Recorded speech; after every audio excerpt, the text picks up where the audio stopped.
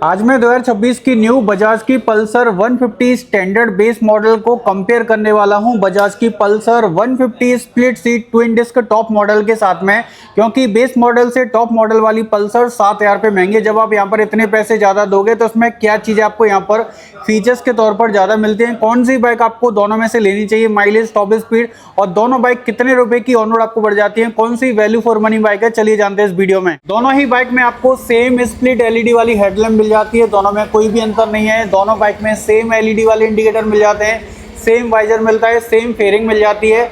Base model में पैसे बचाओगे तो यहाँ पर 31 mm के पतले पतले टेलीस्कोपिक फॉर्क मिलते हैं। टॉप मॉडल में पैसे ज़्यादा दोगे तो इसमें 37 mm के 6 mm ज़्यादा मोटे टेलीस्कोपिक फॉर्क मिलते हैं। टॉप मॉडल का जो फ्रंट वाला फेंडर है ये ज़्यादा चौड़ा है कार्बन फाइबर स्टिकर के साथ। बेस मॉडल का जो फ्रंट वाला फेंडर है ये थोड़ा सा पतला मिलता है। बेस मॉडल में आपको 260 mm की छोटी डिस्क मिलती है सिंगल चैनल एबीएस के साथ, जबकि टॉप मॉडल में 20 mm ज़्यादा बड़ी 280 mm की फ्रंट में डिस्क मिलती है सिंगल चैनल एबीएस के साथ। टॉप मॉडल का जो टायर है ये 90-90-17 का मिलता है, जो कि 10 mm ज़्यादा चौड़ा है बेस मॉडल से। इसमें जो बेस मॉडल में टायर है वो 80-100-17 का मिलता है, जो कि थोड़ा सा 10 mm पतला है। टॉप मॉडल की पल्सर 150 में फुली डिजिटल मीटर मिलता है, जबकि स्टैंडर्ड पल्सर 150 के बेस मॉडल में वही पुराना वाला सेमी डिजिटल क्लस्टर मिलता है। इसका जो आरपीएम मीटर है ये काफ़ी ज़्यादा बढ़िया लगता है, जो कि सुई वाला रहने वाला है। इसमें जो आरपीएम मीटर है ये आपको वही डिजिटल वाला मिलता है, जिसमें आपको यहाँ पर घड़ी मिल जाती है, स्पीडोमीटर है, real time mileage indicator, distance to empty वाला फंक्शन मिल जाता है। नीचे में फ्यूल गेज रहने वाला है। इस मीटर के अंदर में ब्लूटूथ कनेक्टिविटी आपको मिल जाती है, जबकि इस मीटर में यहाँ पर आपको कोई भी ब्लूटूथ कनेक्टिविटी वाला फंक्शन नहीं मिलेगा, लेकिन इसके मीटर में डिस्टेंस टू एम्प्टी और इसमें रियल टाइम माइलेज इंडिकेटर वाला फंक्शन यहाँ पर आपको इसमें देखने को मिल जाता है। नीचे में फ्यूल गेज भी इसमें डिजिटल वाला रहने वाला है। अब देखो, टॉप मॉडल के मीटर में तो डिजिटल में क्लॉक मिल जाती है, बेस मॉडल में ये डिजिटल क्लॉक आपको यहाँ पर नहीं मिलेगी। दोनों बाइक में जो हैंडल बार है ये भी सेम मिल जाती है, दोनों में जो साइड वाले मिरर हैं ये भी सेम है। टॉप मॉडल लेते हैं तो इसमें भी गियर इंडिकेटर वाला फंक्शन नहीं है। बेस मॉडल के मीटर में भी गियर इंडिकेटर वाला फंक्शन आपको यहाँ पर नहीं मिलेगा। दोनों बाइक की जो हैंडल बार की जो ग्रिप है ये भी अलग मिलती है, दोनों में जो बार एंड है ये भी सेम मिल जाते हैं। इसका जो राइट वाला स्विच असेंबली है इसमें आपको कोई भी एक्स्ट्रा बटन नहीं मिलता है हेडलाइट को चालू और बंद करने के लिए, ये चीज़ आपको यहाँ पर टॉप मॉडल में भी नहीं मिलेगी। इसकी ये जो राइट वाली स्विच असेंबली है नई वाली मॉडल की रहने वाली है, इसमें आपको वही पुरानी वाली पल्सर वाली असेंबली मिलती है। इसमें आपको वही पुराना वाला स्विच कंसोल मिलता है, जिसमें लाइट भी आपको जलती हुई मिलती है, यहाँ पर पासिंग, अपर डिपर, इंडिकेटर और हॉर्न। इसमें भी डुअल हॉर्न मिल जाते हैं। इसमें आपको एक्स्ट्रा मोड की बटन मिल जाती है। इसका जो लेफ्ट वाला स्विच असेंबली है ये टोटल आपको नई डिजाइन वाली मिलती है, with passing, upper dipper, mode, indicator और हॉर्न के साथ। इसका जो क्लच का लीवर है ये भी हार्ड रहने वाला है। इसका जो क्लच का लीवर है ये थोड़ा सा ज्यादा हार्ड है। टॉप मॉडल में भी यूएसबी टाइप ए चार्जिंग वाला पोर्ट रहने वाला है। ये चीज आपको यहाँ पर बेस मॉडल में भी देखने को मिल जाती है। अब देखो, बेस मॉडल में पैसे कम देते हैं तो भाई पीछे का जो इसका टायर है ये 100-90-17 का रहने वाला है। टॉप मॉडल में पैसे ज्यादा देते हैं तो यहाँ पर 120-80-17 का 20 mm ज्यादा चौड़ा टायर मिलता है बेस मॉडल के मुकाबले। बेस मॉडल में जाओगे तो 130 mm की पीछे में ड्रम ब्रेक मिलती है, आरएलपी सेंसर की प्लेट रहने वाली है। टॉप मॉडल में पैसे दोगे तो भाई यहाँ पर 230 mm की पीछे में डिस्क ब्रेक रहने वाली है, आरएलपी सेंसर की प्लेट है यहाँ पर। इसमें पीछे में एबीएस वगैरह नहीं है। अब देखो, पतले टायर की वजह से आपको यहाँ पर माइलेज तो ज़्यादा मिल जाएगा, स्टेबिलिटी और ब्रेकिंग में जो ग्रिप है वो रोड पर उतनी अच्छी नहीं मिलेगी हाई स्पीड में। ये सारी चीज़ें भाई आपको यहाँ पर टॉप मॉडल में भले ही देखने को मिल जाएंगी। दोनों बाइक के जो एग्जॉस्ट हैं ये भी दोनों बाइक में सेम के सेम मिलते हैं।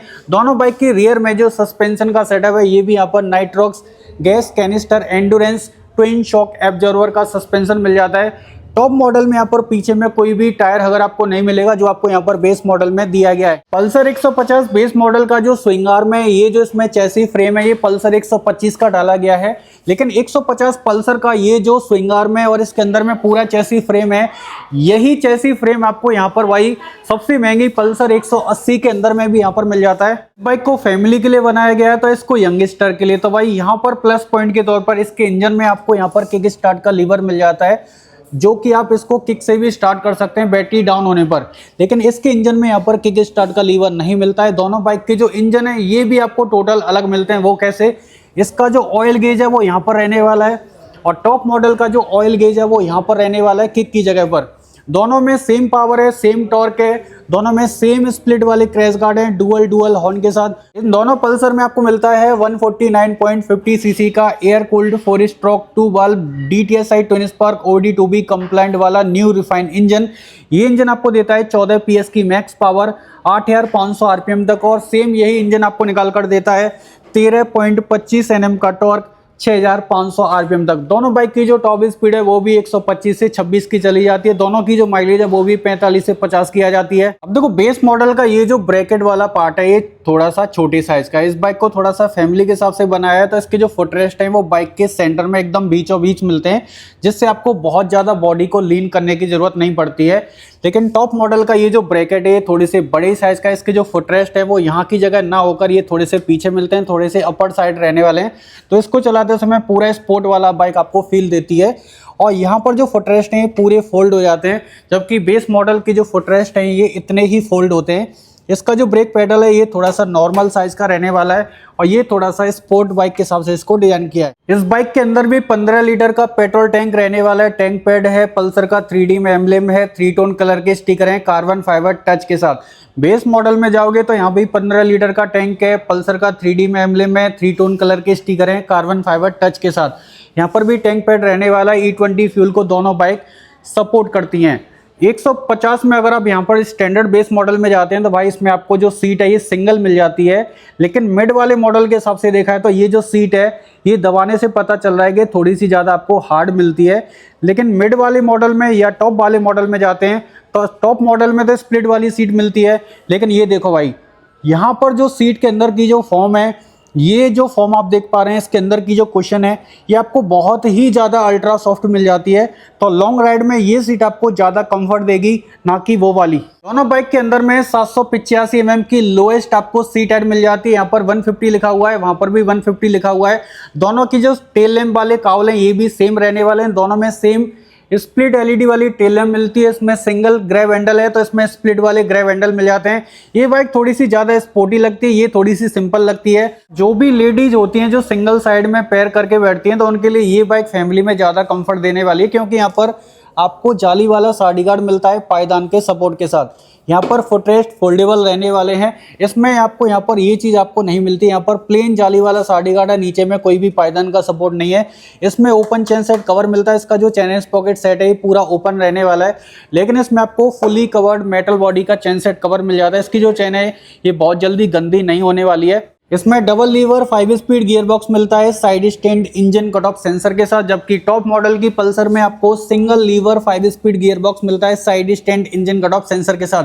देखो टॉप मॉडल वाली पल्सर से स्टैंडर्ड बेस मॉडल वाली पल्सर 20 mm ज्यादा लंबी है। बेस मॉडल से टॉप मॉडल की पल्सर 45 mm ज्यादा ऊंची है, और टॉप मॉडल से ये पल्सर वाई 15 mm ज्यादा चौड़ी है। टॉप मॉडल की पल्सर से जो व्हील बेस है वो बेस मॉडल में 25 mm का ज्यादा मिलता है, और ये बाइक उस बाइक से 2 kg भारी भी है वजन में। प्राइस की बात करें तो ये बजाज की पल्सर 150 का स्टैंडर्ड वाला बेस मॉडल है सिंगल सीट के साथ। इसकी एक्स-शोरूम कीमत आती है 1,10,849 रुपये, और ये बाइक आपको 1,32,493 की ऑन रोड आपको पड़ जाती है।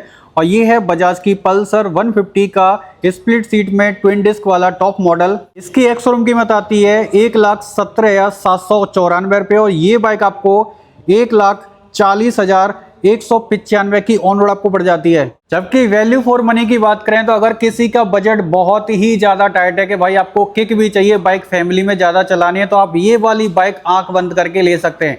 लेकिन अगर आपका बजट अच्छा खासा है, अगर आपको चौड़े टायर चाहिए, मोटे सस्पेंशन चाहिए, सीट कंफर्ट अच्छा चाहिए, और गाड़ी का जो लुक है वो एडवांस चाहिए, और डबल डिस्क में सेफ्टी आपको ज़्यादा चाहिए, किक स्टार्ट के लीवर से थोड़ा सा कॉम्प्रोमाइज़ कर सकते हैं, डिजिटल मीटर में भर भर के फीचर्स चाहिए, तो आप ये 7,000 पे ज़्यादा देकर ये टॉप मॉडल स्प्लिट सीट में 150 का कार्बन एडिशन ले सकते हैं। तो अगर आप कोलकाता, हावड़ा, हुगली, VIP रोड, मध्यम ग्राम, न्यू टाउन आसपास कहीं के भी रहने वाले हैं और बजाज की कोई भी लेटेस्ट बाइक आप परचेज करना चाहते हैं अच्छे खासे डिस्काउंट ऑफर के साथ, तो आप Rolta Bajaj Baguihati VIP road Kolkata showroom और रोल्टा बजाज मध्यम ग्राम कोलकाता शोरूम में विजिट कर सकते हैं।